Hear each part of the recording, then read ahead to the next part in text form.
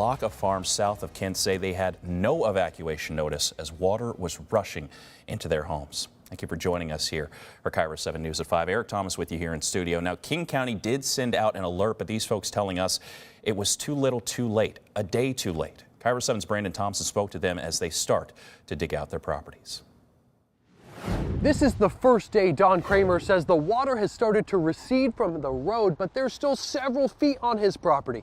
He's one of several people who lives on this block in between Kent and Auburn who said they were evacuating without any notice from King County. As the water finally recedes, this building took it kind of bad. The scale of what was lost, I can see the high water line on my door, begins to unveil itself. It's horrible because we've been working for 10 years to save this place. Shelly's home on her farm had feet of water. the drywall is already peeling off and there's just like mud all over the floor. The water started overwhelming the homes on 78th Avenue South. It happened really quick because, we couldn't move the cars in time. Around 2 in the morning last Saturday. It was scary. We didn't know if we were going to get everybody out. I met with all the neighbors out in the road because we were just like, what is happening?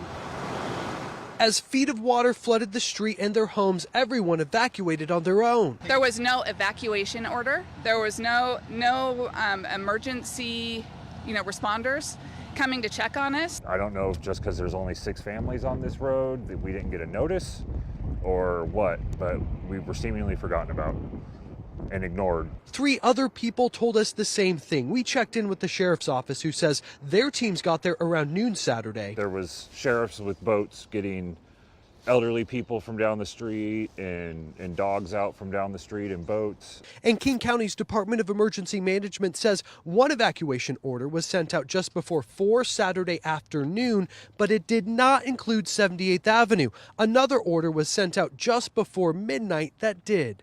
My animals were already safe, and I was up at a very gracious person's house with 3 dogs, a cat, and a parrot. Yeah, I can't even believe that. That's a letdown. King County says a pump that helps control the river level there was overwhelmed by the record amount of water. Kramer says this is a rough start to the wet season. The rest of the year, I'm nervous the whole year now. And honestly, I'm nervous until we change some stuff. Do you remember that gas station that was going viral last week for being flooded in Auburn? Well, that is causing a slowdown in the recovery here. Details on that tonight at 6. Reporting outside of Kent, Brandon Thompson, KIRO 7 News. Meanwhile, all eyes on the federal government as state leaders are asking for flood relief funds. State funding already helping people who were hit the hardest, and KIRO 7's Brooke Griffin spoke to flood victims across Western Washington who say they desperately need more help.